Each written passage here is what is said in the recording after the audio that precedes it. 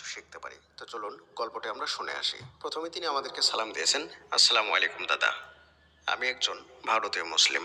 ওয়ালাইকুম আসসালাম রহমতুল্লাহ। আমার বাড়ি কলকাতায়। আমার সাথে ঘটে যাওয়া দোয়া কবুলের একটা সত্য ঘটনা জানাতে চাই আপনাদেরকে, যাতে এই ঘটনা শুনে অনেকের দোয়ার প্রতি আগ্রহ বাড়ে।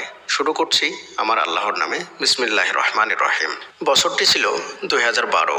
আমি তখন কলকাতায় স্বর্ণের কাজ শিখতে যাই আমার খালাতো ভাইয়ের সাথে।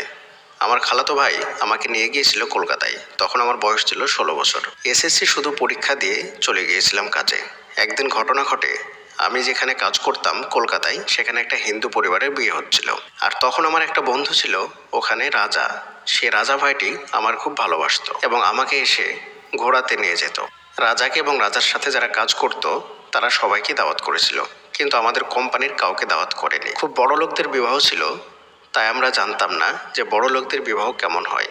আমি যে কোম্পানিতে কাজ করতাম সেই কোম্পানির যে মালিক ছিল মণ্ডল পরিবার। সেই মণ্ডল পরিবারকে তারা দাওয়াত করেছিল এবং দাওয়াত করেছিল আমাদের এই মণ্ডল কোম্পানি যে ওয়াচম্যান ছিল তাকেও। বিয়ের দিন বিনা দাওয়াতে রাজা আমাকে বিয়েতে নিয়ে গিয়েছিল। রাজার সাথে আমি ঘুরছিলাম, খাওয়া দাওয়া করছিলাম, কিন্তু তখন একটা ঘটনা ঘটে।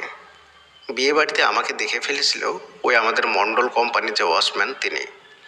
তখন তিনি বলেছিল যে আমি এই কথাটা কোম্পানিকে জানিয়ে দেব।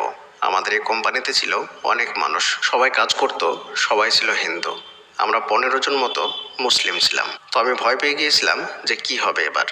বিয়ের পরের দিন সন্ধ্যাবেলায় ওয়াচম্যান সবাইকে বলছে যে নতুন মুসলিম ছেলেটা সে বিনা দাওয়াতে বিয়ে বাড়িতে খেতে গিয়েছিল। তখন সবাই এটা জেনে অবাক হয়ে যায় এবং সবাই তখন উল্টাপাল্টা বলতে থাকে আমাকে। আমি তখন নিচ দিয়ে আসছিলাম। আমি আল্লাহর রহমতে এই খবরটা জানতে পেরে যাই। তখন আমি ভয় পেয়ে যাই যে এবার আমার মান সম্মান সব চলে যাবে। তখন আমি বলতে থাকি যে হে আল্লাহ আমাকে বাঁচাও, হে আল্লাহ আমাকে বাঁচাও, আমার মান ইজ্জতকে বাঁচাও।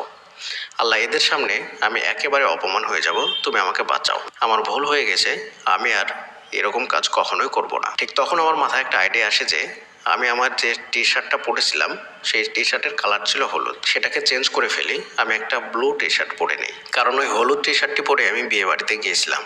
তারপর আমাকে 2 জন ডাকতে আসে, বলে যে তোমার বিচার আছে, কোম্পানি থেকে তোমাকে ডাক করেছে। তখন আমি এত ভয় পেয়ে গিয়েছিলাম যে আমি কি বলবো। আমি যখন তাদের সাথে নিচে যাই, যাওয়ার পর সে ওয়াচম্যানের সামনে যাই, সেখানে অনেক মানুষ ছিল। তখন ওয়াচম্যানটা আমাকে দেখে চিনতে পারলো না। সে বলল না, এই ছেলেটি নয়, সেই ছেলেটা একটু মোটা ছিল। আমার তখন দেহে প্রাণ ফিরে আসলো, সুবহানাল্লাহ। সত্যি আমি তখন উপরে এসে এতটাই খুশি হলাম যে আমার আল্লাহ আমাকে বাঁচিয়ে নিল।